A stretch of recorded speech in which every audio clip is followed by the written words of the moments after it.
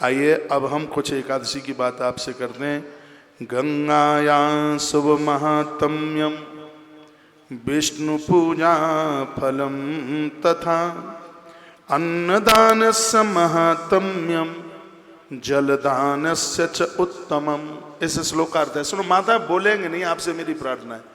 मेरे पास भी इतना टाइम नहीं होता, मैं संकल्प तो भागवत की कथा सुनाने के लिए मैं बाधित हूँ, लेकिन एक आनंद के साथ ये कथा आपको सुनाने के लिए जा रहा हूँ, तो इसको आप सुन लें।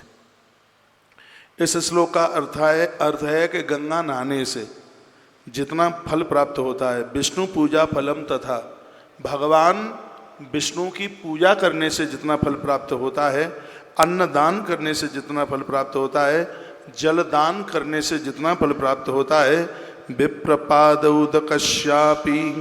महात्म्यम पापनासनम, ब्राह्मणों के चरण धोकर चरणोदक लेने से जितना फल प्राप्त होता है, उतना फल सिर्फ एकादशी मैया की कथा सुनने से प्राप्त हो जाता है। व्रत कर ले ये तो बहुत बड़ी बात हो गई है, सिर्फ एकादशी की कथा सुनने से उतने फल की प्राप्ति हो जाती है। गंगाया शुभ महात्म्यम विष्णु पूजा फलम तथा अन्नदानस्य महात्म्यम जलदानस्य च उत्तमम विप्रपादोदिकस्यापि महात्म्यम पापनासनम।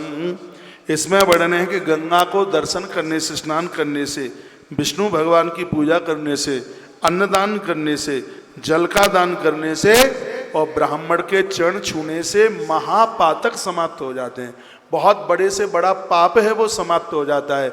लेकिन इतना करने से जितना मिलता है, एकादश्याम फलम सर्वम सर्वपातकनाशनम। इसमें वर्णन है कि एकादशी का सिर्फ कथा का श्रवण करने से इतना फल प्राप्त हो जाता है, सर्वपातकनाशनम, और जिंदगी के संपूर्ण जो पाप हैं वो जल करके समाप्त हो जाते हैं। मेरी भाषा समझ में आ रही है? तो मैं आपको पद्म पुराण से इस समय एकादशी महात्म्य सुना रहा हूं, जिसकी बहुत बड़ी महिमा है। कस्मा एकादशी श्रेष्ठा तस्या को वा विधि स्मृता। जैमिनी महात्मा ने पूछा था, कदाच क्रियते किंबा फलम तस्या वदस्व मे। नारद जी बता रहे थे, पूछा गया था एकादशी कौन है। इस व्यास जी को पूछा था एकादशी कौन है, कैसे प्रकट हुई है, इसके बारे में आप सुनाएं, ये व्रत किस प्रकार से करना चाहिए। तो भगवान व्यास कहने लगे, एकादश्या फलम सर्वम भक्तम नारायणाद्रते। एकादशी की पूरी महिमा स्वयं भगवान नारायण भी वर्णन नहीं कर सकते। एकादशी का व्रत करने वाले लोग भगवान को अति प्रिय होते हैं। कहा कि इसकी इतनी बड़ी महिमा है, स्वयं नारायण भी वर्णन नहीं कर सकते। सक्रोति नान्यो विप्रर्षे तस्मात् बच्मी समासता। लाइव चल रहा है सब पर पीछे यूट्यूब।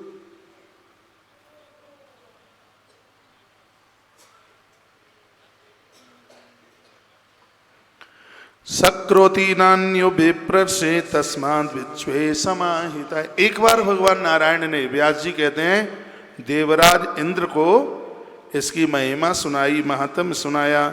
सृष्ट्वादौ पुरुषः श्रेष्ठः संसारम सचराचरम। एकादशी की महिमा से ब्रह्मा जी सृष्टि की रचना कर पाते हैं। वेदाता ब्रह्मा जिस 11 का व्रत करते हैं, तो अब आप विचार करें वह एकादशी अपने आप में कितनी विशेष है। सर्वेषां दमनार्थाय सृष्टिवान् पाप पुरुषम। वह व्यक्ति संसार का सृजन, पालन और संस्कार दे सकता है जो एकादशी का व्रत करता है। हर वैष्णव हरि भक्तों को एकादशी का व्रत करना ही चाहिए। ऐसा बताते हैं, किसी के घर में किसी की मृत्यु हो रही हो, उस घर में एक भी व्यक्ति यदि एकादशी का व्रत करने वाला है तो यमराज के दूत उस घर में प्रवेश नहीं कर पाते। यह 11 की बहुत बड़ी महिमा है। बड़ा सुंदर इसमें वर्णन है, यदि कोई व्यक्ति मृत्यु से छटपटा रहा है, उसके प्राण कैसे भी नहीं निकल रहे हैं, एकादशी का व्रत करने वाला व्यक्ति अपनी एकादशी का संकल्प करके उसे एकादशी दे देता है, तो उसके तो पाप कट जाते हैं, उसको मुक्ति हो जाती है। और एकादशी के व्रत का दान करने वाले की एकादशी की महिमा और ज़्यादा बढ़ जाती है। ऐसा इसमें तालियां जोर से बजाओ, नहीं मत बजाओ। बहुत लोग आज इस एकादशी की महिमा को आप सुन रहे हैं। दुजाति हत्या मूर्धानम मदरापान लोचनम। जिस किसी ने ब्राह्मण की हत्या की है, एकादशी का व्रत करने से उसका प्रायश्चित हो जाता है। मदरापान लोचनम। यदि किसी व्यक्ति ने शुरू में मदरा का पान किया, शराब पी, और भगवान की कृपा से फिर उसने उस शराब को छोड़ दिया, यदि उसने बाद में एकादशी का व्रत किया है, तो जीवन में मदरा पान करने का जो पाप लगा है वह व्यक्ति संपूर्ण पाप से मुक्त हो जाता है। एकादशी की महिमा है। मैं सब बातें प्रमाणित के साथ, मेरे ग्रंथ का दर्शन कर लो, मैं बिना प्रमाण के कोई बात नहीं करता। यह है पद्म पुराण, कथाएं सब लिखी हुई हैं, पता नहीं लोग क्यों नहीं बोलते। सब चीजें इसमें भरी पड़ी हैं। इसमें देखो कितना अच्छा लिखा है। दुजाति हत्या मूर्धानम मदरा पान लोचनम। ब्राह्मण की हत्या सबसे बड़ी हत्या है, सबसे बड़ा पाप है।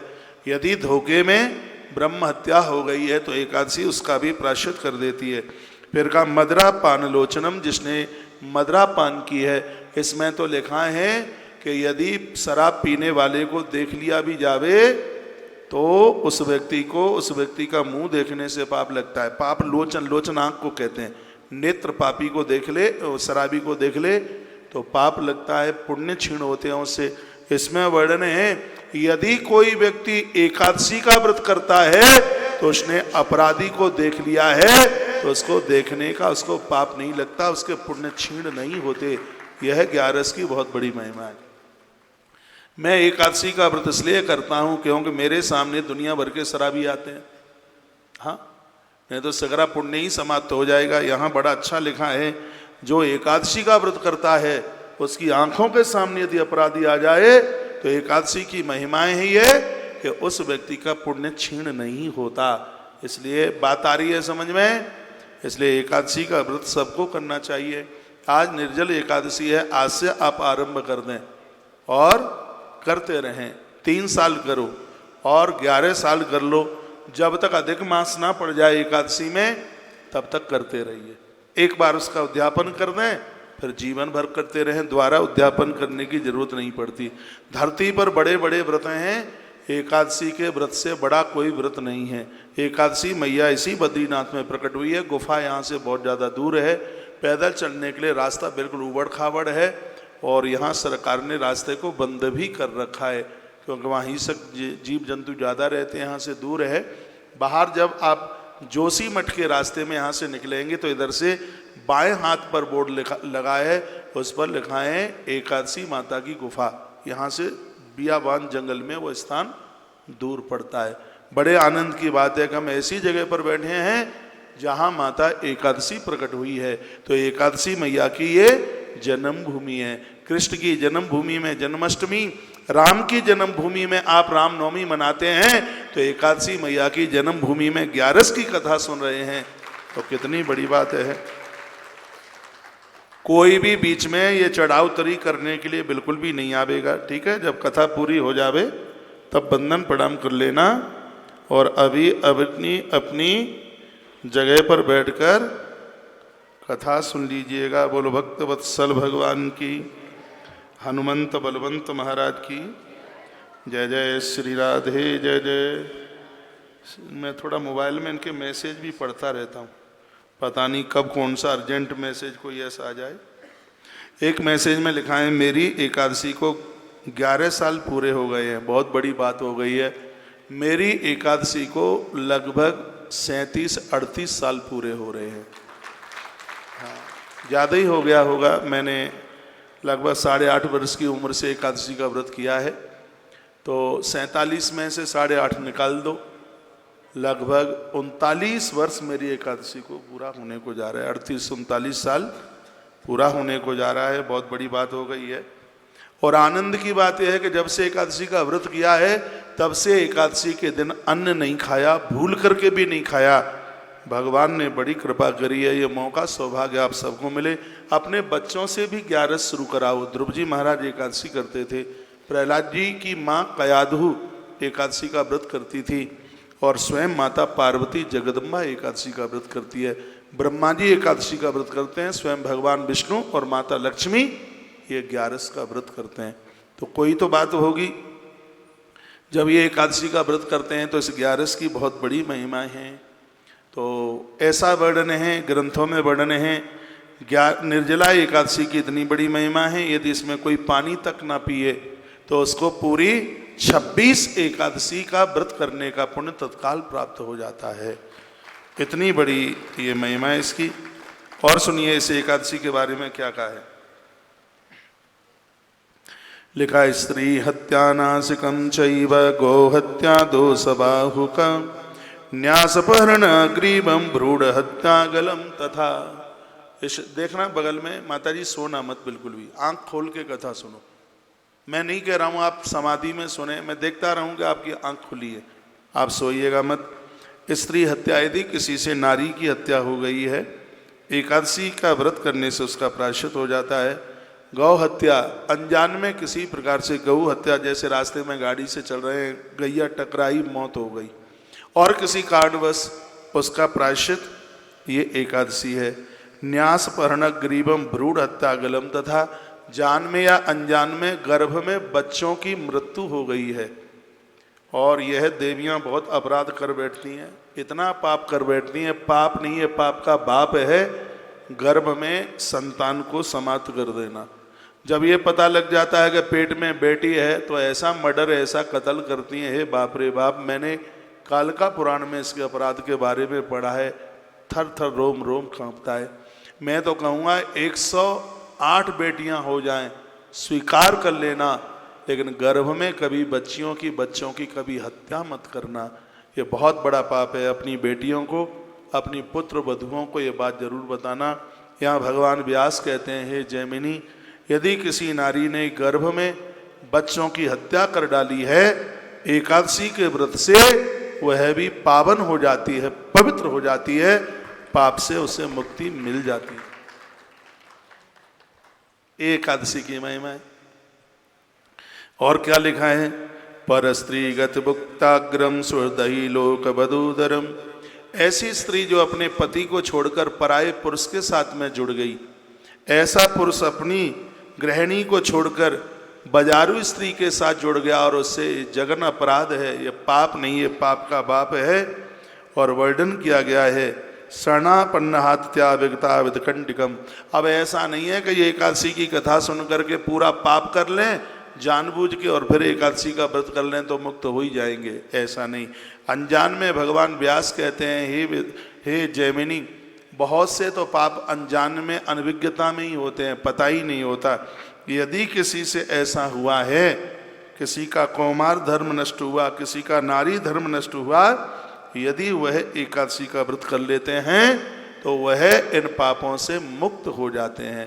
पीछे दो माताएं आप बहुत बातें कर रही हैं, मेरी बात सुन ले, ये बातें नहीं मिलेंगी तुम्हें लाख रुपया खर्च करने पर भी नहीं। वीडियो मुझे कोई भेज दे, यदि ये बातें आपने सुनी हो किसी व्यासपीठ से, किसी वक्ता के मुंह से, जो मैं आपको निवेदन कर रहा हूँ, आप बातें मत कीजिएगा। जो मैं यहाँ से बोल रहा हूँ वह आप सुन लें, सब बातें प्रमाणित हो रही हैं। कितनी अच्छी बात कही गुरु ने, क्या परस्त्रीगत भुक्ताभ्यम स्वदिल्लोक बदोदरम। अपने पति को छोड़कर गैर पुरुष के साथ संबंध जोड़ने से पुण्य क्षीण हो जाते हैं, सब कुछ समाप्त हो जाता है, नष्ट हो जाता है। ऐसे ही पुरुष के लिए बताया गया है। तो यहाँ वर्णन किया गया, कहा कि जो पुरुष पराई नारियों के साथ जुड़ते हैं, उनके कुनबे में एक चुल्लू भर पानी देने के लिए भी कोई जिंदा नहीं बचता। भगवान व्यास कहते हैं, हे जैमिनी, जिस स्त्री पुरुष ने एकादशी का व्रत कर लिया है, उनके ये भी संपूर्ण पाप समाप्त हो जाते हैं, नष्ट हो जाते हैं। और पीछे वाले तो ताली बजाना ही मत आप बिल्कुल भी। और क्या कहा, लिखा है, गुरु निंदा सकित भागम। जीवन का बहुत बड़ा अपराध है गुरु की निंदा करना, संतों की निंदा करना, भगवान की निंदा करना, देवताओं की, गुरुजनों की, संतों की निंदा करने वाले व्यक्ति को गौ हत्या का पाप लगता है। हरि हर निंदा सुने ही जो काना, होई पाप गौ घात समाना। सुनने से भी अपराध लगता है। तो लिखा है, गुरु निंदा सक्त भागम। जिन्होंने गुरु की निंदा की, संत महापुरुषों की निंदा करके पाप कमाया, एकादशी का व्रत करने से वो लोग इस पाप से भी मुक्त हो जाते हैं। ये महिमा है 11 की।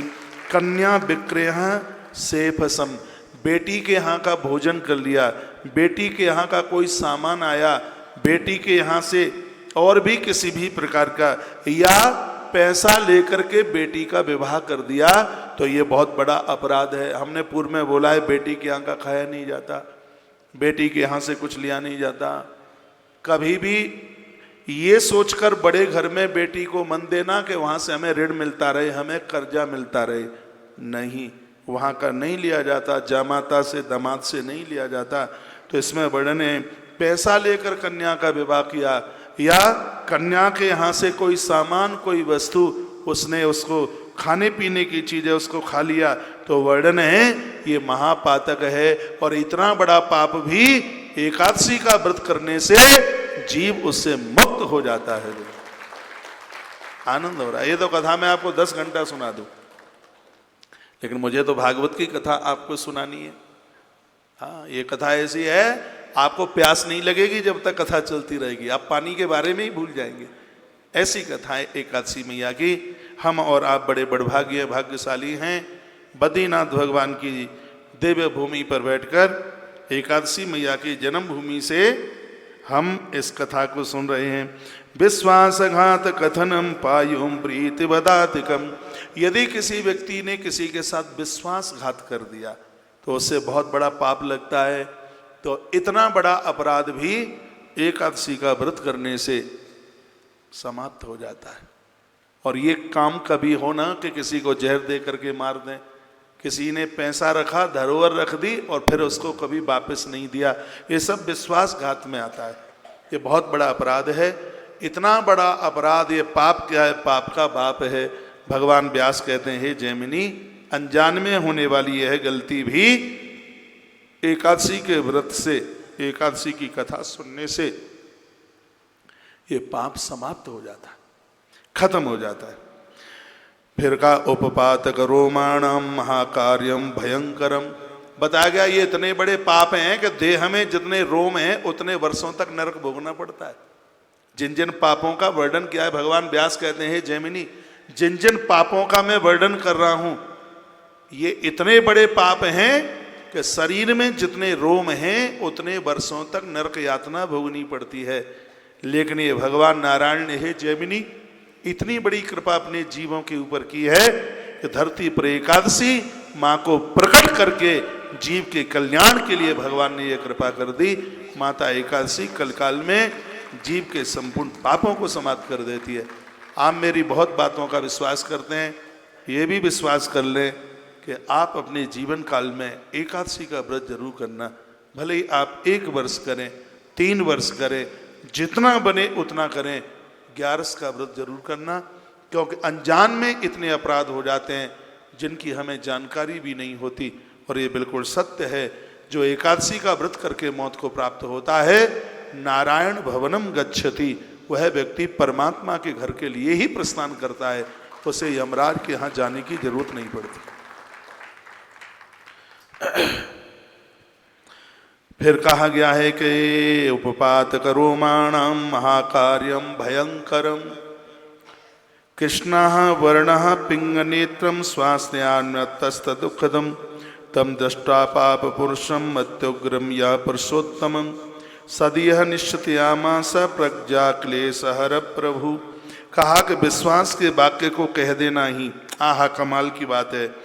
वर्णन किया गया कि जिसके साथ में प्रीति स्नेह है और उस व्यक्ति को, चाहे वो आपका, इसमें वर्णन किया गया है कि मित्र के साथ में यदि कुछ ऐसा छल और दुराव किया, शिव महापुराण में वर्णन है, सोने की चोरी की है उसका प्रायश्चित है, शराब पी है उसका प्रायश्चित है, पराया पुरुष पराई स्त्री के साथ संबंध बने उसका प्रायश्चित है, लेकिन मित्र को धोखा दिया है इसका कोई प्रायश्चित नहीं है। भगवान व्यास कहते हैं, हे जैमिनी, एक एकादशी का व्रत है जो इतने बड़े पाप से भी जीव को मुक्त कर देता है। इसलिए 11 से बड़ा कोई व्रत है ही नहीं। तो एकदा भगवान विष्णु प्रजानाम दुःखनाशनम वैनते समारूह्य जगामा यम मंदिरम। एक दिन की बात थी, गरुण जी भगवान नारायण के पास पहुंचे, चरणों में वंदन किया, प्रणाम किया, भगवान ने बैठने को जगह दी और गरुण को कहा बताइए कैसे हो तुम? तो गरुड़ की आंख में आंसू आ रहे थे। गरुड़ ने कहा भगवान मैं बहुत बड़ा दुखी हूँ। कैसे दुखी हूँ? कि आपके भक्तों को लेने के लिए मैं जाता हूँ तो अपनी पीठ पर बिठा कर लेकर के आता हूँ। मैं अपनी आंखों से देखता हूँ मृत्यु लोक में जीव इतना कष्ट में है, इतना परेशानी में है कि मुझसे उनका कष्ट देखा नहीं जाता। हे भगवान ऐसा कोई उपाय है क्या कि ये जीव इन कष्टों से बच जावे? भगवान ने कहा हाँ, उसका बस एक ही उपाय है, लेकिन वो अभी संभव नहीं है, लेकिन कुछ समय के बाद संभव हो जाएगा।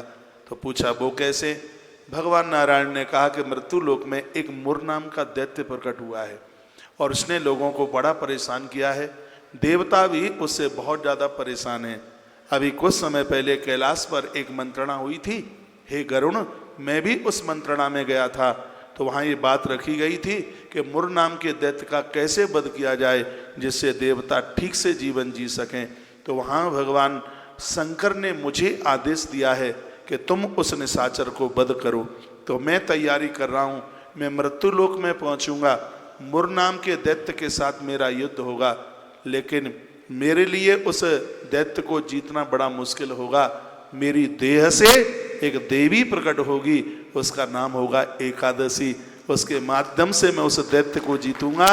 गरुण उस समय मेरा नाम मुरारी होगा और मैं उस एकादशी को वरदान दूंगा कि जो तेरी आराधना साधना उपासना करेंगे मृत्यु लोक में उन्हें लेने के लिए मेरा गरुण देव धरती पर जाएगा, तुम्हारी पीठ पर वह लोग चल करके आएंगे। आनंद कर दिया। ये बात इसमें लिखी है और वह घटना यहीं की है। मार्गशीर्ष के महीने की घटना थी। हजारों वर्षों तक भगवान का युद्ध हुआ और ये राक्षस कैसे भी मरने में आ नहीं रहा था। भगवान विश्राम के लिए बद्रीनाथ के क्षेत्र में एक गुफा में प्रवेश कर गए। इतने में यह व्यक्ति उस गुफा में प्रवेश करके आया और इसने भगवान को जैसे ही ललकारा, उसी समय भगवान नारायण के दिव्य विग्रह से एक देवी प्रकट हो गई है और उसने इस राक्षस को खत्म कर दिया। भगवान का नाम मुरारी हुआ। परमात्मा ने इसको वरदान दिया, हे देवी, तुम्हारा ध्यान करने से पांचों ज्ञानेंद्रिय, पांचों कर्मेंद्रिय 10 और मन एकाग्र चित्त हो जाएंगे। इसलिए लोग तुमको एकादशी के नाम से जानेंगे। जो तुम्हारा व्रत करेंगे उनका उद्धार, उनका पाप कल्याण, उनका उद्धार आत्म कल्याण होगा और तुम्हारा व्रत करने वाले लोगों के हृदय से पाप पुरुष है वो बाहर निकल करके चला जाएगा, अंदर पाप रहेगा ही नहीं। यह भगवान ने कहा। तो ये जो अद्भुत देखिए, जब एकादशी का व्रत करने को लोग तैयार हुए तो उनकी देह से पाप बाहर निकल के जा रहा था। भगवान सन्मुख खड़े थे, स्पष्ट इसमें लिखा है। तो उस पाप ने कहा प्रभु मेरे लिए स्थान तो बता दो, मैं कहाँ रहूं? तो भगवान कहते हैं तुम कहाँ रहोगे हम बताए देते हैं। तो भगवान ने कहा एकादश्याम समायान अंत प्रमनत्ताम जगत्त्रयम। 3 लोक 14 भुवन में जो भी कोई एकादशी का व्रत करेगा उसके हृदय से तू बाहर निकल के जाएगा। अन्न मासत निश्चता भवंतु पाप पुरुषम। और जो लोग उस दिन अन्न खाएंगे वह पाप, तू पाप उन अन्न खाने वाले लोगों के हृदय में जाकर के बैठ जाएगा। ये पद्म पुराण में लिखा है। धरती का समग्र जितना भी जो एकादशी का जो व्रत करते हैं उनके सब पाप निकलते हुए भागते हैं। और वो कहाँ जाते हैं? भगवान नारायण ने कहा कि जो एकादशी को अन्न खावे उसके हृदय में जाकर के बैठ जाइए। ये बिल्कुल कन्फर्म है, 100% का 1000 10 लाख % सही है। धरती का जितना भी पाप है एकादशी के दिन अन्न खाने वाले लोगों के हृदय में ये पाप बैठ जाता है। भगवान बोले हैं ना, प्रभु ने ये स्पष्ट कह दिया। भगवान ने कहा अन्नमाश्रमस्तिष्ठम भवंतम पाप पुरुषम। कह दिया एकादशी के दिन जो अन्न खाएगा उसके हृदय में तू बैठ जाना। और न हनेशति मन मूर्ति एकादशी आमती थी। और जो एकादशी के दिन जो 11 का व्रत करे, मुझ नारायण का अभिषेक पूजन बंदन करे, एकादशी की कथा सुने, उसकी तरफ तू मुड़ करके भी मत देखना। भगवान नारायण ने ऐसा इस पाप पुरुष को आदेश दिया है। तो सबको बहुत आग्रह पूर्वक मैं निवेदन कर दूं कि आप एकादशी के दिन अन्न मत लीजिए। एकादशी का उद्यापन इसलिए किया जाता है कि जब एकादशी का उद्यापन कर देते हैं, शरीर काम नहीं करता, तो फिर व्यक्ति को भोजन लेने में, ये भी इसी पद्म पुराण में लिखा है, फिर व्यक्ति को अन्न लेने में अपराध नहीं लगता। हाँ, उनके लिए कुछ बातें बताई गई हैं। एकादशी के दिन कच्ची रसोई न लें, रोटी ना खाएं एकादशी को, दाल ना खाएं, चना ना खाएं, मसूर ना खाएं, कांसे के बर्तन को प्रयोग में ना लें, तेल को भी प्रयोग में ना लें, चावल तो किसी भी प्रकार से लेना ही नहीं है, मटर मसूर इन सब चीज़ों को मना कर दिया। ये सब भगवान नारायण ने ही ये विधि बनाई है। हाँ, यदि एकादशी के दिन, ये उनके लिए है जो एकादशी का उद्यापन कर बैठे हैं, वो पराठा ले सकते हैं, वो पूड़ी ले सकते हैं, ये उनके लिए दाल चावल ये सब चीज़ें बिल्कुल निषेध हैं। मेरी कही गई बात समझ में आ रही है? बड़ा अद्भुत वर्णन पद्म पुराण में किया गया है। एक बार आपने किसी भी व्रत का उद्यापन कर दिया है तो दोबारा उसके उद्यापन की आवश्यकता नहीं पड़ती। तो 3 वर्ष में जिसमें एक आध बार अधिक मास पड़ जाए तो एक बार आप उसका उद्यापन कर दें, फिर उसके बाद फिर आप व्रत करते रहिएगा। उद्यापन करने का सबसे बड़ा आनंद ये है कि जब आप उद्यापन करते हैं तो कभी व्रत छूट भी जाता है तो उसका कोई भी किसी भी प्रकार का अपराध नहीं लगता। ये उद्यापन की बहुत बड़ी महिमा है। आइए 11:15 देखो मैसेज में, आहा आनंद आ गया, मेरा तो मन खुश हो गया। बद्रीनाथ धाम में पहुंचकर इतनी सुंदर कथा सुना रहे हैं, आपके लिए करोड़ों करोड़ों बार प्रणाम और धन्यवाद। मैं भी आपको धन्यवाद देता हूं क्योंकि आप सुन रहे हैं, इसलिए आनंद हो रहा है।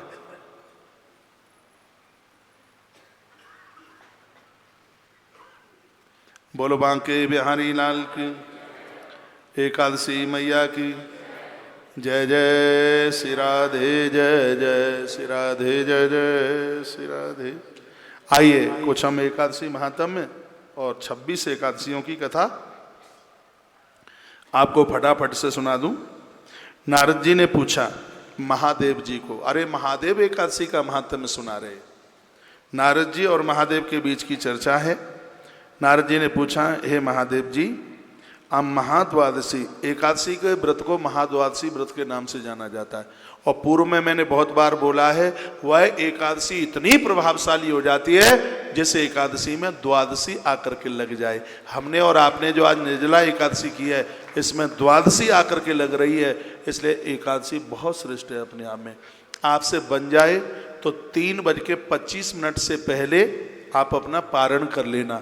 यदि इस समय में आप ना कर पाएं तो 5:27 से पहले आप कर ही लेना, तो ये आपकी एकादशी अपने आप में अनंत गुना हो जाएगी। सूर्य उदय होने से पहले 5:28 पर सूर्य उदित होगा, उससे 1 मिनट पहले आप जल में तुलसी पहले से रख लीजिए। कल रविवार है, कल तो तुलसी टूटती नहीं है, तो आज ही आप अपने कमरे में, यदि आप गंगा जी भी नहाने को जाते हैं, तप्त कुंड जाते हैं, तो इतना जल्दी वहाँ पहुँच नहीं पाएंगे। पहले अपने कमरे में स्नान कर लो, नहा लो और पारण कर लो, उसके बाद फिर डुबकी लगा लेना, जा करके फिर दर्शन कर लेना। मैं तो ऐसा ही करूँगा। मैं 3:15 बजे नहा करके पहले अपना पारण करूँगा, उसके बाद अलकनंदा नहाऊँगा, फिर भगवान के दर्शन करूँगा। कल का प्रोग्राम ऐसा है ये, तो ऐसा आप भी कर सकते हैं।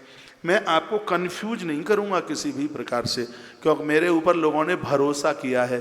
पूरा देश हमसे समाधान मांगता है। मेरे पास सैकड़ों मैसेज आए, एकादशी कब की है, पारण कब किस प्रकार से करें।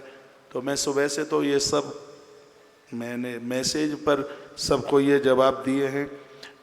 मैं यहाँ से जो आपको निवेदन कर रहा हूँ वो सब शास्त्रोक्त जो प्रमाणित है वही बात यहाँ से कही जाएगी। मैं तो बात बोल के उसके ऊपर एक आध श्लोक भी बोल देता हूँ, तो लगता है कि बात बिल्कुल सही है। एक बात और मैं बोल दूँ, यदि आप निर्जल व्रत नहीं कर सकते हैं, जब तक कर सकें, दोपहर तक कर सकें, 2 बजे तक कर सकें, 4 बजे तक कर सकें, ऐसा संकल्प लें, हे प्रभु जब तक हम पानी के बिना रह सकते हैं तब तक हम रह रहे हैं। जब प्यास लगे तब आप जल पी लीजिए, कोई भी आपको दोष नहीं लगेगा।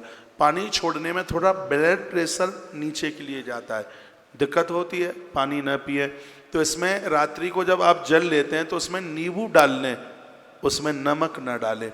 जल पीने का विधान है। जिसने निर्जला एकादशी की है, मैं आचार्य जी को बोल रहा था, जिसने निर्जला एकादशी की है, सूर्य अस्त के बाद में जल पीने का विधान है, फलियार लेने का विधान नहीं है।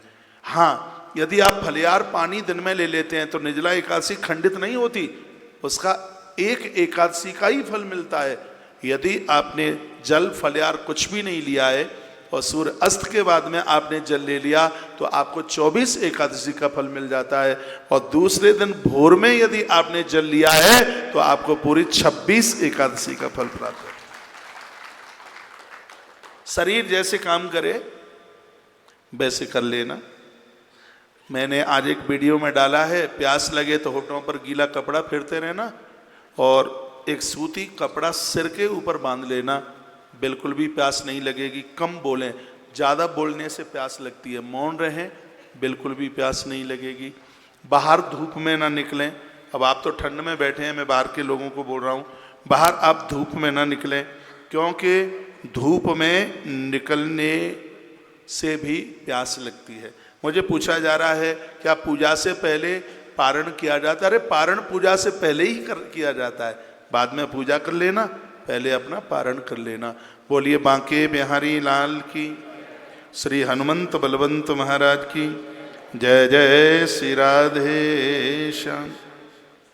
नारद जी ने भगवान महादेव को पूछा, हे प्रभु, महाद्वादशी एकादशी का उत्तम व्रत कैसे किया जाता है? हे सर्वेश्वर, उसके व्रत से जो कुछ भी फल प्राप्त होते हैं उसे बताने की आप कृपा करें। भगवान शंकर जी कहने लगे कि हे नारद, यह एकादशी महान पुण्य फल को देने वाली है, श्रेष्ठ मुनियों को भी इसका अनुष्ठान करना चाहिए। शंकर जी बोले, कितना भी तपस्वी महात्मा क्यों न हो, उसकी तपस्या फलीभूत तभी हो सकती है जब वो एकादशी का व्रत करे। भगवान शंकर बोले, विशेष विशेष नक्षत्र योग होने पर यह तिथियां जया, विजया, जयंती तथा पापनाशनी के नाम से ये विख्यात हो जाती हैं।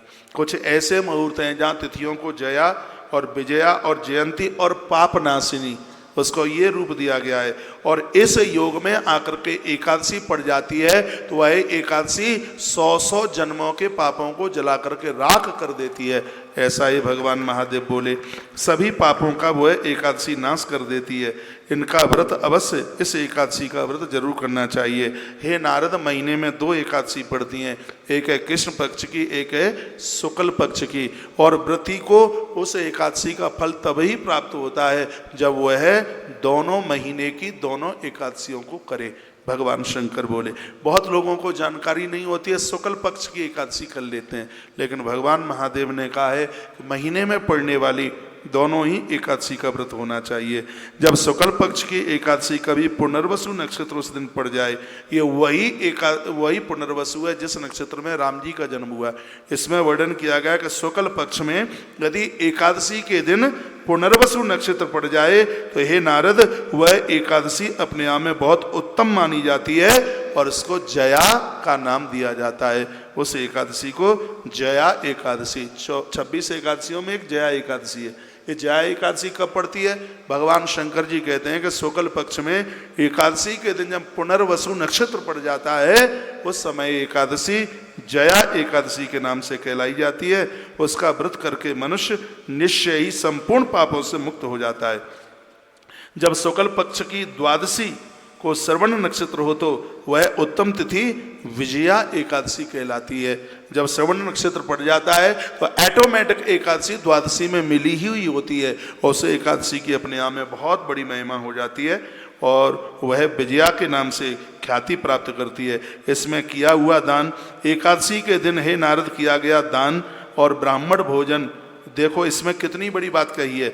ये मेरे पास में ग्रंथ है, इसमें लिखा है, भगवान शंकर कहते हैं यदि एकादशी के दिन यदि दान कर दिया जावे और द्वादशी के दिन ब्राह्मण को भोजन करा दिया जावे तो उस एकादशी का फल हे नारद सीधा 1000 गुना बढ़ जाता है, ऐसा भगवान शंकर कहते हैं। इस बात को एक बार फिर सुन लीजिए।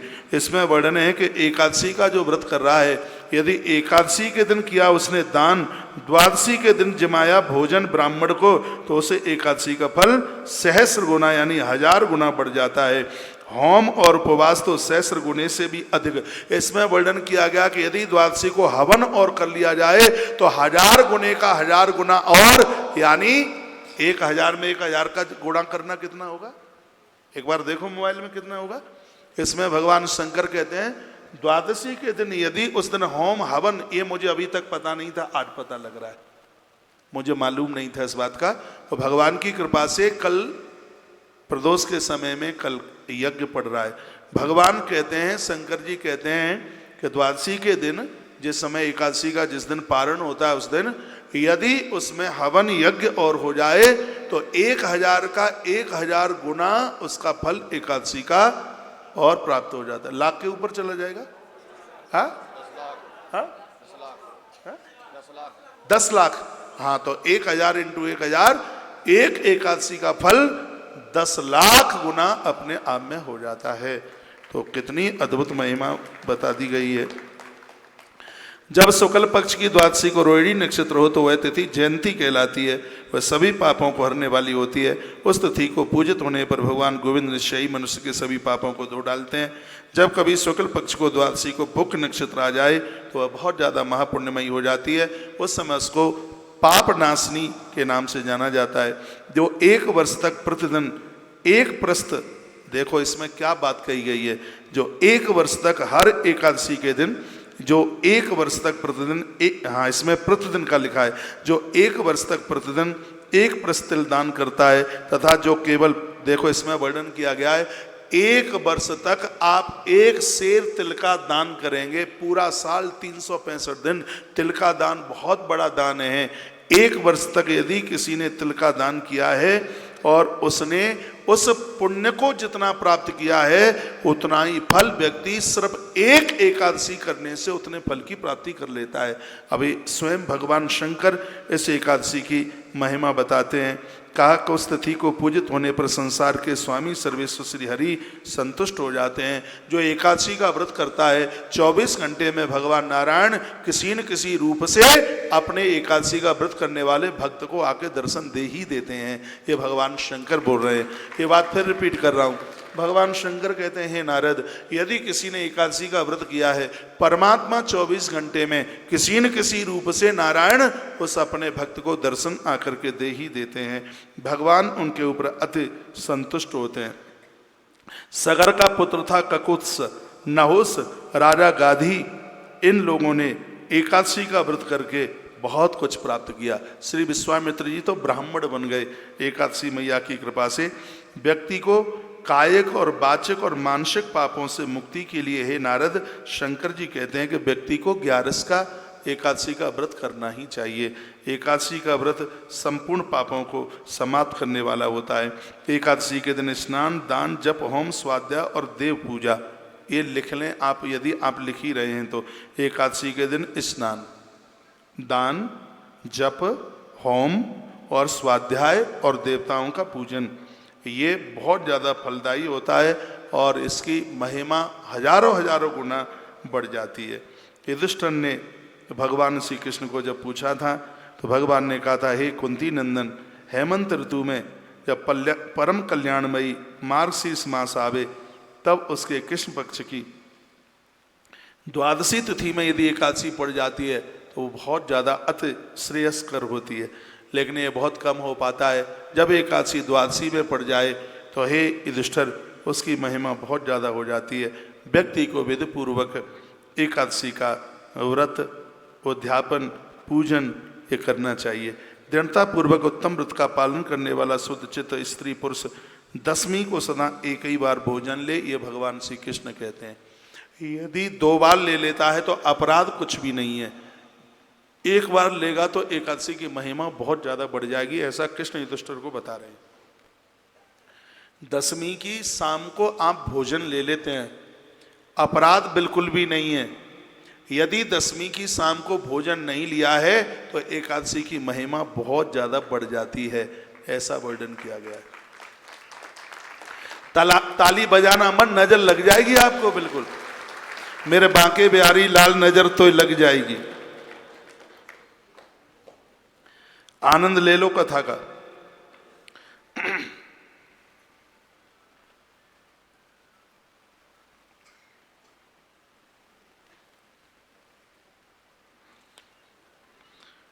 भगवान ने कहा एकादशी का व्रत करने वाले लोगों के लिए रात में भोजन न करें तो कुंती नंदन ज्यादा अच्छी बात है। दशमी को, हे कुंती नंदन, दशमी की रात्रि को भोजन छोड़ दे। एकादशी को प्रातःकाल व्रत करने वाला स्त्री पुरुष व्रत का नियम का संकल्प ले, मानसिक संकल्प ले कि हे प्रभु, जो यह है हम एकादशी का व्रत कर रहे हैं आपकी प्रसन्नता के लिए कर रहे हैं, हमसे कोई गलती ना हो ऐसी आप कृपा करना। फिर कहा गया कुएं के जल में या नदी के जल में वो स्नान करे। बावली में स्नान करना, पोखर में स्नान करना और नदी में स्नान करना सबसे उत्तम स्नान माना गया है, वर्णन किया गया। इसमें वर्णन किया गया यदि नदी तालाब कुछ भी ना मिले तो एक घड़े में रात को पानी भर दे, घड़े में रात को पानी भर दे और सुबह उसी घड़े के पानी से, मटके के पानी से नहा ले तो उसके लिए वह जल तीर्थ का जल धारण कर लेगा। यह आपको नहीं पता होगा, सुन ले। मिट्टी के घड़े में रात्रि को पानी भर दें और उस घड़े से सुबह स्नान कर लें, वह जल तीर्थ के जल के बराबर हो जाता है, भगवान बोले। और कहा गया जहाँ जल में खड़ा होने पर जल जंतुओं को पीड़ा होती है, ऐसे स्थान पर नदी में स्नान करना अपराध है। जहाँ पर मछलियाँ मर रही हैं, कीड़े मकोड़े मर रहे हैं, हे युधिष्ठिर, नदियों में ऐसी जगह पर खड़े होकर के स्नान न करें। जल को छान कर शुद्ध कर लें और उस जल से भगवान को स्नान कराएं। हे पांडव श्रेष्ठ, घर पर भी स्नान करने की विधि है, वो ही है मटके का जल। तीर्थ का जल हो तो उसमें डाल लें। अश्वक्रांते रथक्रांते विष्णु क्रांते वसुंधरे मृतके हर में पापम येन मया पूर्व संचितम। हे वसुंधर, तुम्हारे ऊपर प्रार्थना की जाती है धरती माता को। जब आसन लगा करके बैठा जाता है तो धरती माता को प्रणाम किया जाता है। हे वसुंधरे, तुम्हारे ऊपर अश्व और रथ चला करते हैं। भगवान विष्णु ने भी 52 अवतार धारण करके तुम्हें अपने पैरों से नापा। हे माता, मैंने पूर्व काल में जो भी पाप किया है आज मेरा चरण तुम्हारे ऊपर है। हे माँ, मैं तुम्हारे ऊपर अपना चरण रखे हूँ। हे माँ, मुझे आज क्षमा करना, माफ करना। ऐसी प्रार्थना धरती माता से की जाती है। व्रती पुरुष को चाहिए कि वो एक चित्त होकर के क्रोध और लोभ का परित्याग करके इस व्रत को करे। स्पष्ट है कि इस एकादशी के व्रत में भगवान कृष्ण सुना रहे हैं, इस एकादशी के व्रत में यदि क्रोध चल करके आ गया है, लोभ की वृत्ति बनी है, काम चल करके आ गया तो व्यक्ति को पुण्य तो मिलता नहीं। हे युधिष्ठिर, उसको अपराध का भागीदार और बनना पड़ता है। स्त्री पुरुष को एकादशी के दिन बहुत दूर रहना चाहिए। संसार की वासना भूल करके भी ना आ जाए, नहीं तो व्यक्ति अपराध का भागीदार हो जाएगा। हे युधिष्ठिर, पाखंडी, मिथ्यावादी, ब्राह्मणों का निंदक, अगम्या स्त्री के साथ गमन करने वाला, दुराचारी, पर्दनहारी, परस्त्रीगामी और शराबी एकादशी का व्रत करने वाले लोगों को इन लोगों से बात नहीं करनी चाहिए, इनसे वार्ता ना करें। भगवान केशव की पूजा करके उन्हें नैवेद्य भोग लगाए। भगवान नारायण को तुलसी चढ़ाना, तुलसी की परिक्रमा करना बहुत ज़्यादा विशेष है और सर्व प्रकार से धर्मशास्त्रों में वर्णन किया गया है। मनोरंजन का कोई भी ऐसा कार्य न करे। हे नपश्रेष्ठ, भक्ति युक्त होकर एकादशी का व्रत करने वाले लोगों को रात्रि के 12 बजे तक जागना ही चाहिए। वह भगवान नाम कीर्तन करें, ब्राह्मणों को दक्षिणा दें, प्रणाम करें, द्वादशी के दिन उन्हें भोजन कराएं और उनसे क्षमा मांगें। उन्हें कहें कि आप भगवान के परकर हैं, प्रभु से प्रार्थना कर दें, हमने एकादशी का व्रत किया है, अनजाने में यदि कोई अपराध हो गया है तो प्रभु हमें माफ़ कर दें, मुक्त कर दें। ऐसा वर्णन है। जिस प्रकार से कृष्ण पक्ष की एकादशी है वैसे ही शुक्ल पक्ष की एकादशी है। कृष्ण कहते हैं, हे युधिष्ठिर, दोनों एकादशी के पुण्यों में कोई भी अंतर नहीं है। ऐसा नहीं है कि शुक्ल पक्ष की एकादशी से ज़्यादा पुण्य मिलता हो और कृष्ण पक्ष की एकादशी से कम पुण्य मिलता हो। हे युधिष्ठिर, दोनों एकादशियों के पुण्य समान हैं, उनकी फलश्रुति में कोई अंतर नहीं है, ऐसा भगवान कृष्ण बोले। बात समझ में आ रही है? एक बार जयकारा लगाइए, बोलो बांके बिहारी लाल जय हो। श्री हनुमान जी महाराज की जय हो। जय जय श्री राधे जय जय। धरती के जितने भी व्रत उपवास हैं एकादशी के व्रत के 16वें हिस्से के भी बराबर नहीं है। प्रवास क्षेत्र में, प्रवास क्षेत्र है जहाँ सोमनाथ भगवान है, प्रवास क्षेत्र में जो भी कोई चांद्रायण व्रत करता है, सूर्य ग्रहण के अवसर पर कोई कुरुक्षेत्र में जाकर के बहुत बड़ा दान करता है, केदार क्षेत्र में जल पीने से पुनर्जन्म नहीं होता। केदार खंड में एक जगह है केदारनाथ में गौरी कुंड, वर्णन किया गया है कि स्वयं भगवान कृष्ण कहते हैं केदार क्षेत्र में जल पीने से पुनर्जन्म नहीं होता। एकादशी का भी महात्म्य ऐसे ही समझ लेना चाहिए। जो 11 का व्रत करता है उसका भी पुनर्जन्म नहीं होता, वो नारायण के चरणों में जाकर के वह मिल जाता है। जब वह धरती पर आकर के जन्म लेता है तो एकादशी का व्रत करने वाला जीव माता के गर्भ में किसी भी प्रकार का कष्ट नहीं भोगता। ये 11 की महिमा यहाँ पर वर्णन है। जो बेटियाँ एकादशी का व्रत करती हैं, वर्णन है जो बेटियाँ एकादशी का व्रत करती हैं ससुराल पहुंचकर अच्छा घर वर उन्हें प्राप्त होता है। जब वो गर्भ में संतान को धारण करती हैं तो ये युधिष्ठिर उनके गर्भ में संतान की मृत्यु नहीं होती और संतान को तकलीफ नहीं होती। ये बहुत बड़ी बात कही है। गर्भवास में पलने वाली संतान को कष्ट नहीं होता, इसलिए अविवाहित कन्याओं को भी 11 का एकादशी का व्रत करना चाहिए। पृथ्वी पर अश्वमेध यज्ञ का जो फल है उससे 100 गुना ज़्यादा फल एकादशी का व्रत करने से प्राप्त होता है। अश्वमेध यज्ञ का सबसे बड़ा फल बताया गया है, लेकिन अश्वमेध यज्ञ से भी 100 गुना ज़्यादा फल एकादशी का व्रत करने से है, ऐसा भगवान श्री कृष्ण बता रहे हैं। कहते हैं जिसके घर में तपस्वी एवं श्रेष्ठ ब्राह्मण भोजन करते हैं, 1 वर्ष तक एक ब्राह्मण को रोज आप भोजन कराते हैं, ये बहुत बड़ी बात है। 365 दिन तक एक ब्राह्मण को आपने नित्य भोजन कराया, उससे जितना पुण्य प्राप्त होता है वह सिर्फ एक एकादशी का व्रत करने से उतने फल की प्राप्ति हो जाती है। पूरा साल भर कर लिया तो ये तो बहुत बड़ी बात है, सिर्फ एक एकादशी का व्रत करने से 1 वर्ष ब्राह्मण को भोजन कराने पर जितना फल प्राप्त होता है उतने फल की प्राप्ति हो जाती है। बात समझ में आ रही है थोड़ी बहुत कि मैंने कहीं स्पीड तो नहीं पकड़ ली है ज़्यादा? एक बार जयकारा लगाएं, बोलो बांके बिहारी लाल श्री हनुमंत बलवंत महाराज की जय। जय श्री राधे, जय जय जय जय श्री राधे। एकादशी व्रत करने वाले को अवश्य, आहा कमाल कर दिया, एकादशी का व्रत करने वाले व्यक्ति को 4 वेद पढ़ने का फल प्राप्त होता है।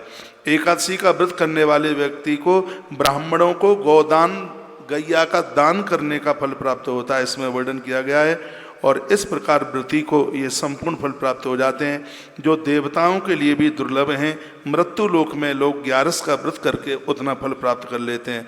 रात को भोजन कर लेने पर उससे आधा पुण्य प्राप्त होता है। अब सुन लीजिएगा, इसमें वर्णन है दिन भर किसी ने एकादशी करी और सूर्य अस्त के बाद में रात में यदि उसने भोजन कर लिया तो उसको एकादशी का 50% आधा फल प्राप्त होता है। ये शायद नई जानकारी है, भगवान श्री कृष्ण युधिष्ठिर को बता रहे हैं। और ये नारद पुराण के अंतर्गत जो 11 की महिमा का वर्णन है वो बीच में मैं आपके बीच में रख रहा हूँ। भगवान श्री कृष्ण कहते हैं युधिष्ठिर, यदि किसी को ऐसी उसके पास सामर्थ्य नहीं है कि वो 24 घंटे का एकादशी का व्रत कर सके तो दिन में वो एकादशी का व्रत कर ले और रात्रि में यदि वो एक बार भोजन कर लेता है तो उसको उस एकादशी का आधा फल उसको भी प्राप्त होता है, ऐसा भगवान वर्णन कर।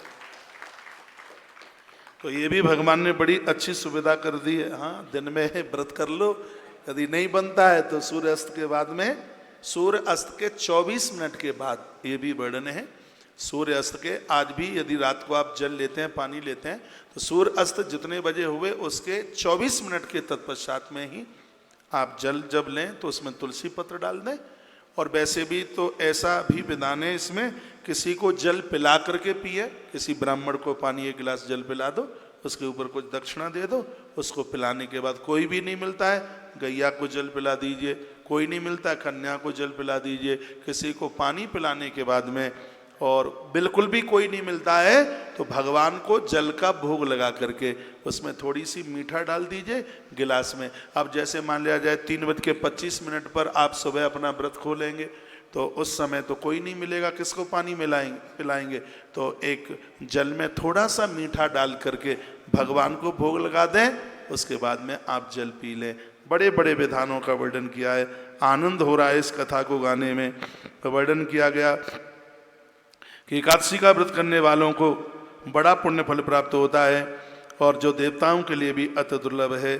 फिर कहा गया दिन में एक बार भोजन कर लेने से देहधारियों को नक्त भोजन का, देखो अब इसमें वर्णन किया गया है, जिसने दिन में एकादशी का व्रत, जिसने एकादशी वाले दिन उसने व्रत नहीं किया, उसने सिर्फ एकादशी के दिन एक ही बार भोजन किया है।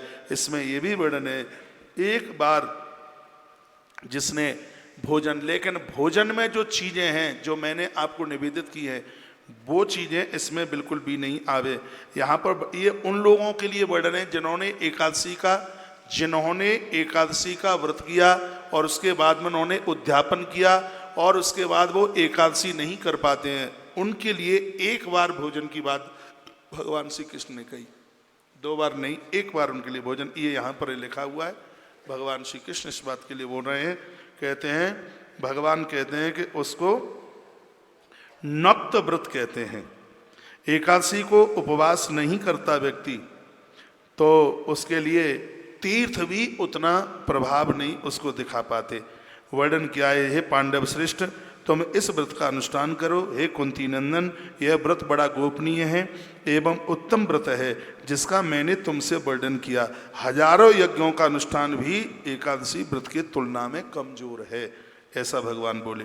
युधिष्ठिर ने पूछा, भगवान पुण्यमयी एकादशी तिथि कैसे उत्पन्न हुई? जो मैंने अभी आपके बीच में बता दी है। ऐसे ऐसे मुर नाम के दैत्य का उद्धार भगवान के द्वारा हुआ है और उसके बाद जो देवी प्रकट हुई थी उसी को माता एकादशी के नाम से जाना गया। ये महिमा बताई गई। बोलिए भक्तवत्सल भगवान की, श्री हनुमान जी महाराज की जय जय श्री राधे। आचार्य जी 26 एकादशियों की कथा आप सुना दें। सबसे पहले मार्ग शीर्ष में शुक्ल पक्ष की एकादशी है, उसका नाम है मोक्षदा एकादशी, जो अगेन के महीने में पड़ती है। ये शुक्ल पक्ष में है और उससे पहले जो कृष्ण पक्ष में पड़ती है एकादशी, लोग वैसे तो इसमें वर्णन है कि फूस के महीने को छोड़ करके और चैत्र के महीने को छोड़ करके और वर्ष में जो भी एकादशी है तब से आप एकादशी का व्रत शुरू कर दें। जो पहली बार व्रत कर रहे हैं वो आज से एकादशी का व्रत आरंभ कर दें और यह एकादशी जीवन को आनंद से बिल्कुल भर देगी। तो एक बार जयकारा लगाइए, बोल बांके बिहारी लाल की जय हो, हनुमान जी महाराज की जय हो, जय जय श्री श्री राधे। राधे। तो अगहन मास की जो पहली एकादशी है उसको उत्पन्ना एकादशी के नाम से जानते हैं।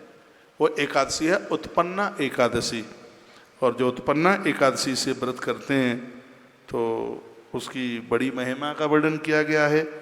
तो ये उत्पन्ना एकादशी तो इस प्रकार से जो मैंने आपको बताई दी है कि एकादशी कैसे प्रकट हुई। अब है मार्गशीर्ष शुक्ल पक्ष की मोक्षदा एकादशी, इसका महात्म सुन लें। आचार्य जी बोले हैं, लोग हम सुने लेते हैं।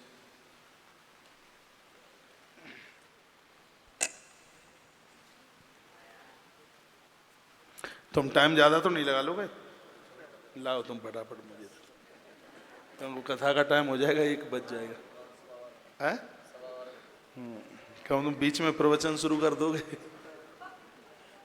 तो मैं फटाफट सुना देता हूँ। आसन लगा के बैठ जाओ। अब हम उत्पन्ना एकादशी की तो कथा हमने सुन ली है। बद्रीनाथ में माँ प्रकट हुई, नाम उत्पन्ना एकादशी के नाम से जाना गया। अब दूसरी है मोक्षदा एकादशी। युधिष्ठिर बोले, हे देवेश मैं पूछता हूँ, मार्गशीर्ष मास के शुक्ल पक्ष में जो एकादशी होती है उसका नाम क्या है, कौन सी विधि है तथा उसमें किस देवता का पूजन किया जाता है? हे मेरे स्वामी यथार्थ रूप से आप हमें बताइए। हाथ जोड़ करके बैठे, ऐसे ना बैठना, ठीक है? ऐसे बैठिएगा।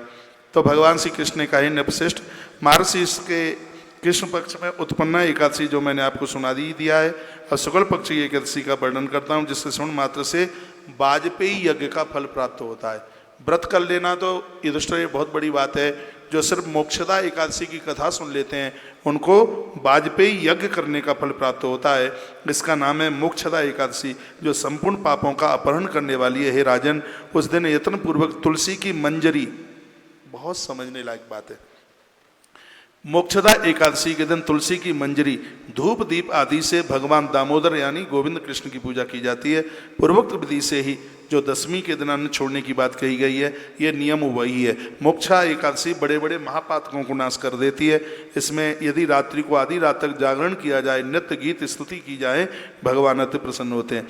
जिसके पितर पाप बस नीच योनि में गिर पड़े हैं और जो मुक्ति को प्राप्त नहीं हो रहे हैं, इस मोक्षदा एकादशी के दिन दान पुण्य करने से वह पुरखे मोक्ष को प्राप्त हो जाते हैं। इसमें तनिक भी है दुष्ट संशय नहीं है। पूर्व काल की बात है, वैष्णवों में विभूषित परम रमणीक चंपक नगर में एक बैकानस नाम के राजा राज करते थे। वह अपनी प्रजा का पुत्र की भांति पालन करते थे। इस प्रकार राज्य करते हुए राजा ने एक दिन रात को सपने में अपने पितरों को नीच योनि में पड़े हुए देखा। उन सबको इस अवस्था में देख करके राजा बैखानस बहुत परेशान थे। राजा के मन में बड़ा विस्मय हुआ और प्रातःकाल ब्राह्मणों से उन्होंने उस स्वप्न के बारे में पूरी बात कही। राजा ने कहा, हे ब्राह्मणों, मैंने अपने पितरों को नरक में गिरते हुए देखा है। वे बारंबार रोते रोते मुझसे कह रहे हैं, तुम हमारे तनुज हो, बेटे हो, इसलिए इस नरक समुद्र से हम लोगों का उद्धार कर दो। इस रूप में मुझे पितरों का दर्शन हुआ है, इससे मैं बहुत बेचैन हूँ। क्या करूँ, कहाँ जाऊँ, मेरा हृदय फट रहा है। हे ब्राह्मणों, यह व्रत और तप योग जिससे मेरे पूर्वज मुक्ति को प्राप्त हो जाए, ऐसा कोई उपाय बताइए। तब ब्राह्मणों ने कहा, हे राजन, यहाँ से निकट ही पर्वत मुनि का एक महान आश्रम है। वे भूत और भविष्य के बहुत बड़े वक्ता हैं। हे नृपश्रेष्ठ, आप उन्हीं के पास, महात्मा पर्वत बड़े अच्छे महात्मा, उनके पास जाइए। ब्राह्मणों की बात सुनकर महाराज राजा बैखानस शीघ्र ही पर्वत मुनि के आश्रम पर गए। वहाँ उन्होंने उस मुनि श्रेष्ठ को पूरी बात बताई, दंडवत प्रणाम किया और राजा ने पूरी बात बताई। तब राजा ने कहा, हे स्वामी, ऐसी ऐसी बात है, मेरे पूर्वज दुर्गति को प्राप्त हो रहे हैं, उनके लिए आप कोई उपाय बताएं। तब धर्मराज दुष्टर से भगवान श्री कृष्ण कहते हैं कि मुनि ने ये बात सुनकर के शीघ्र ही कहा कि आज से ठीक तीसरे दिन इस अगहन मास के शुक्ल पक्ष में मोक्षदा एकादशी आने वाली है और तुम अपने पूर्वजों के निमित्त संकल्प लेकर के इस एकादशी का व्रत करो और दूसरे दिन द्वादशी के दिन तुम 26 ब्राह्मणों को भोजन करा दो, तुम्हारे पूर्वज मुक्त हो जाएंगे। राजा ने 3 दिन के बाद उसी आश्रम पर यह व्रत किया और द्वादशी के दिन 26 ब्राह्मणों को भोजन कराया। इतने में देखा एक सुंदर से विमान पर बैठे हुए उसके पुरखे फूलों की वृष्टि कर रहे हैं और कहते हैं, बेटा, एकादशी की महिमा से हम भगवान के घर के लिए प्रस्थान कर रहे हैं। भगवान श्री कृष्ण कहते हैं, पापों को नष्ट कर देने वाली, मृत्यु को सुधार देने वाली ये मोक्षदा एकादशी है। मैंने ग्रंथों में ही पढ़ा है, एकादशी का व्रत करने के बाद में यदि द्वादशी को ब्राह्मण का भोजन कराया जाए तो उस एकादशी की इतनी बड़ी महिमा हो जाती है। द्वादशी को आप ब्राह्मण को भोजन कराते हो तो कभी एकादशी का उद्यापन भी ना हो पाए और बीच में ही दुनिया छोड़ के ऊपर चले जाएं तो एकादशी खोटी नहीं मानी जाती। कभी आप जगन्नाथपुरी जाएं तो एक छोटे से मंदिर में एकादशी मैया उल्टी लटक रही है। मैंने बहुत वर्षों पहले वहाँ के किसी पुजारी को पूछा, ये माँ एकादशी उल्टी मंदिर में कैसे है? तो उन्होंने कहा, लोगों ने एकादशी का व्रत किया और उद्यापन नहीं किया, उसका कष्ट माँ एकादशी को भोगना पड़ रहा है। वही पुजारी बता रहे थे, यदि किसी के माता पिता यदि एकादशी का व्रत करते हुए पधार गए हैं तो उनके बच्चों को चाहिए कि वो अपने माता पिता के निमित्त एकादशी के व्रत का उद्यापन करा दें। वहाँ के पुजारी जी ने ये बताया। नारद पुराण में वर्णन है कि जो द्वादशी को एकादशी करके द्वादशी को ब्राह्मण का भोजन करा देते हैं, यदि कहीं वो एकादशी का उद्यापन भी नहीं करा पाते तो उनकी एकादशी पूर्ण सफल मानी जाती है, उन्हें कोई दोष नहीं लगता। इसलिए तो तुलसीवन आश्रम ने नारद पुराण पढ़ करके ही तो ये ऐसा संकल्प लिया कि जितने भी एकादशी करने वाले भक्त लोग हैं तुलसीवन आश्रम में पूरे वर्ष भर पूर्णमासी, अमावस्या और दोनों द्वादशी का भंडारा 3511, शायद इस समय 3711, 3711, उसमें दक्षिणा के सहित ऐसा कुछ व्यवस्था रखी गई है जिसमें बड़ा अद्भुत भंडारा होता है और बहुत आनंद होता है। तो इसके साथ आप भी आश्रम के संग जुड़ सकते हैं और जो आज एकादशी का व्रत कर रहे हैं कल से ही उनका भंडारा सुनिश्चित हो जाएगा। वह बात स्वयं भगवान श्री कृष्ण अपने मुख से कहते हैं कि द्वादशी को ब्राह्मणों को भोजन कराने के तत्पश्चात मोक्षदा एकादशी का यह प्रभाव था कि राजा बैखानस के जितने पूर्वज थे वो सब भगवान के धाम के लिए चले गए। बोलिए मोक्षदा एकादशी मैया की। अब है फूस मास की एकादशी है, इसका नाम है सफला एकादशी। युधिष्ठिर ने कहा कि प्रभु बहुत आनंद आ रहा है, पूस मास के कृष्ण पक्ष में जो एकादशी होती है उसका नाम क्या है, उसकी विधि क्या है और किस देवता की इसमें पूजा होती है बताइए। भगवान श्री कृष्ण कहने लगे, हे राजेंद्र बतलाता हूँ मैं, सुनिए। बड़ी दक्षिणा वाले यज्ञों से भी मुझे उतना संतोष नहीं किया जा सकता जितना कि मैं एकादशी के व्रत के अनुष्ठान से प्रसन्न हो जाता हूँ, ये कृष्ण बोले। इसलिए सर्वथा प्रयत्न करके एकादशी का व्रत करना ही चाहिए। पूस मास के कृष्ण पक्ष में सफला नाम की एकादशी से इसको जाना जाता है। उस दिन पूर्वोक्त विधान से ही विधिपूर्वक भगवान नारायण की पूजा करनी चाहिए। एकादशी कल्याण करने वाली है, अतः इसका व्रत अवश्य करना चाहिए। जैसे नागों में शेषनाग, पंछियों में गरुण, देवताओं में विष्णु, मनुष्यों में ब्राह्मण, उसी प्रकार से संपूर्ण व्रतों में एकादशी तिथि श्रेष्ठ है। हे राजन, सफला एकादशी को नाम इस दिया गया है, इसको हरि की पूजा इसमें करें। इसमें नारियल के फल, सुपारी, बेजौरा नींबू, अनार, आंवला, लौंग और बेर, इन चीज़ों से भगवान नारायण की पूजा होती है। ये पूस के कृष्ण पक्ष में एकादशी पड़ती है। रात्रि को जागरण होता है और इससे जो फल की प्राप्ति है वह 1000 वर्ष तपस्या करने पर भी उतना फल प्राप्त नहीं कर पाता जितना कि पूस मास में सफला एकादशी का व्रत करने से उतने फल की प्राप्ति कर लेता है।